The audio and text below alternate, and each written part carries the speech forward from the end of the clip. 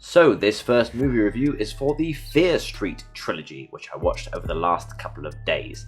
Now, first things first, before we get into the meat of the matter, I just want to let you know that the whole point of this channel is positivity and celebrating things that I enjoy. So over the course of the next 31 days, I'm going to be watching 31 horror movies, as we have established at the start of all of this. And I'm only going to be reviewing the movies that I really enjoyed. I'm only going to be reviewing the movies that I have nice things to say about, because I think there's far too much negativity on the internet, and I want my channel to be about positivity and about recommendations, being able to say, this thing over here, I think it's good, maybe you will too. So with that in mind, let's get things going. So first up, I want to talk about the trilogy as a whole. Now, these three movies are set over three separate time periods, but with the narrative from the 1990s continuing throughout those three time periods. So the first film is entirely set in 1994, the second film is set in 1978 with some flash forwards to 1994, and the final film is set in 1666 with flash forwards again to 1994.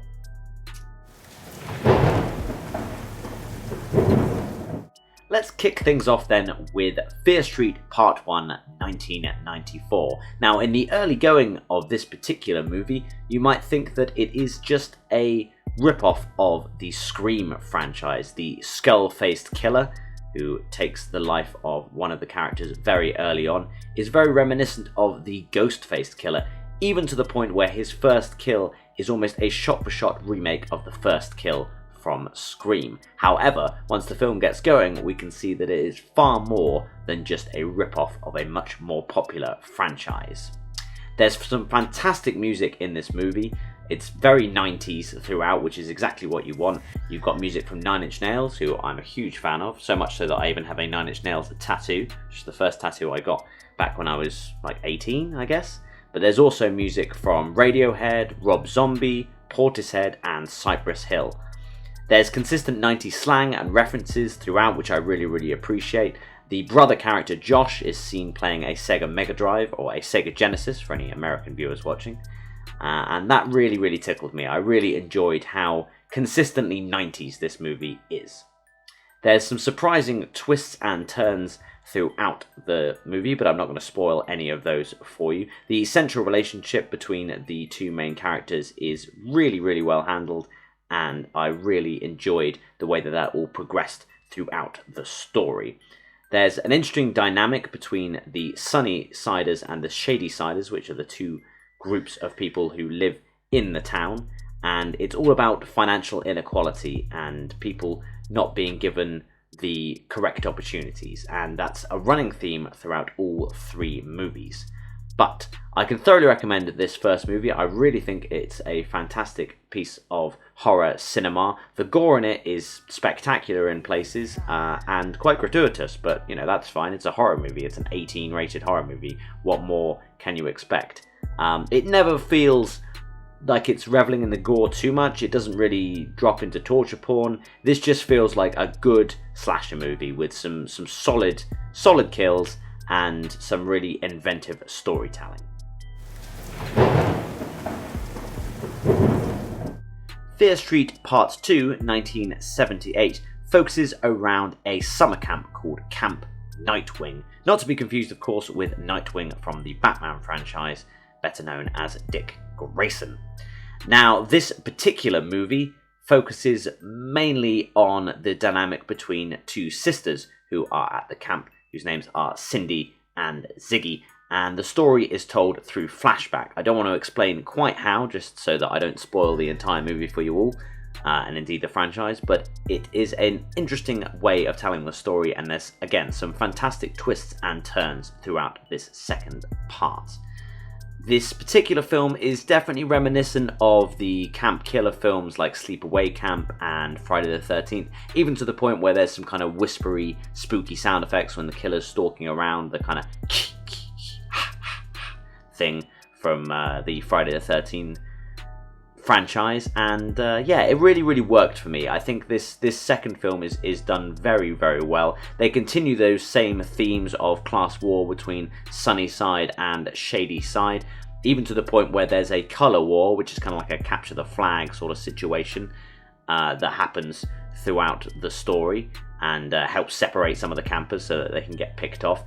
There are quite a few instances where children are killed in this particular movie, but as is the case often with Western cinema, the camera cuts away before the actual killing blow, although you do see their dead bodies later on, and it is pretty horrific. But again, it's a horror movie, it's what you're going to expect. I have a very high tolerance for gore generally, and again, I don't really feel like this film is gratuitous in its gore. I think it hits the sweet spot between being scary enough and gory enough without being too over the top.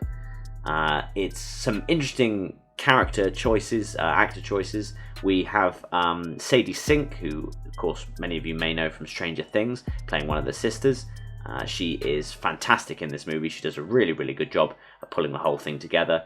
And you also have Gillian Jacobs from Community as well. I'm a big fan of her work in Community and her work as an actress in general, and she is very good in this movie too. There's more sex scenes in this particular movie than there is in the first one, but given that it's reminiscent of that camp killer vibe, it seems a little bit more appropriate to have a bit more sex in this particular one. There's also still a continuing theme of drug use with the characters. In the first movie, quite a few of the characters do drugs. In this movie, even more of the characters do drugs, especially smoking weed, which of course is very popular back in the 70s and is very popular within those movies as well. I'm sure you'll remember the stoner character from later on in the Friday the 13th movies. Now, I think that's pretty much all I've got to say about this particular entry in the franchise. One quick note for anyone who's ever broken their ankle: there is a particularly nasty ankle breaking scene. I broke my ankle many, many years ago, and whenever I see ankles get broken on screen, it always messes with me a little bit, and this is pretty full on, so just a fair warning. Even if you've got a strong stomach for gore, you might want to keep your eyes closed for that particular scene. The third and final part of this Fear Street trilogy is Fear Street Part 3, 1666. Now, this is a fitting end to this particular trilogy. I really, really enjoyed this last movie. One of the great things that it does from the get-go is it recasts a lot of the actors and actresses who we see in the first two movies as different characters, kind of reminiscent of the American Horror Story franchise. Works really, really well. It's really well done. It's not confusing at all. It's clear that that's the situation that's happened. It's just using the same actors and actresses and recasting them. There is reasonable accuracy when it comes to like period costume and the sets and everything. That all looks pretty good. They have some slightly off kind of Irishy settler accents that kind of work. It doesn't detract from the action at any point. It's not jarring in any way, but it is slightly off to an English ear because it just sounds slightly strange because they're American actors doing an Irish accent in a lot of cases, or that kind of like lilt, that kind of twang, and it does sound a little strange in places. But again, it never really ruins the movie, which is good. The drug themes that were present in the previous two movies are replaced with hallucinogenic berries, which I thought was quite a nice touch. And the LGBT relationship themes continue as well, which is great. It's a strong theme throughout all three movies, which I think is fantastic. So there's really not that much representation for LGBTQI communities within horror movies, so it's really, really nice to see. Throughout all three movies as well, the relationship between the two main characters is never really exploitative, or it's never shot in a kind of perverse way. It's all done quite tastefully, in my opinion, at least. And I think it was really, really well done. The witchcraft theme throughout this third movie... Oh, speaking of witchcraft, something just fell down behind me. Spooky. Must be October.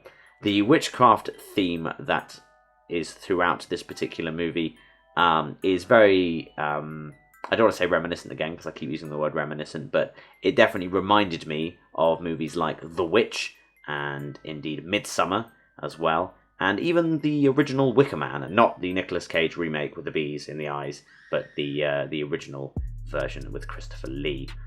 There's a really, really nice reference to the Konami code towards the end of the movie as well, which is a nice little tip, because the action does skip back forward to the 90s, and we rejoin the characters that we know from the first movie, and there's a great reference to the Konami code in there. I'm sure I don't have to explain to any of you what the Konami code is, but if you don't know what it is, do go look it up. And there's a really fantastic battle royale between some of the main antagonists towards the end of the movie. They all get in a huge fight, and it's fantastic. Again, no big spoilers. I don't want to say how that all happens, but it's very satisfying. They also make an interesting choice with the final scenes of the movie, in that they shoot it in UV, which is really nice, because I think a lot of horror movies end with much darker scenes, and you really have to squint and concentrate, like it's the end of Game of Thrones. And it's really pleasing to see a movie buck that trend and do something a little bit brighter without compromising for the scares, because it's still, still scary in places, and there's some good jump scares in this movie. Quick side note, generally when we're talking about horror movies, I watch horror movies alone in the dark, because that is the correct way to watch horror movies. Obviously you can watch horror movies with your friends in the light, and that's fun too, but I think to really get into a horror movie, to get involved in what's going on, it's much better just to turn down the lights and maybe even stick on a pair of headphones and watch it alone. So I hope you have enjoyed this little roundup of the Fear Street movies. As you know, I'll be watching 31 horror movies over the course of October, so any other movies that really stick out to me, I will be doing reviews for like this. Let me know what you thought of the franchise in the comments below, and like and subscribe for more content like this from me, Orson Welles.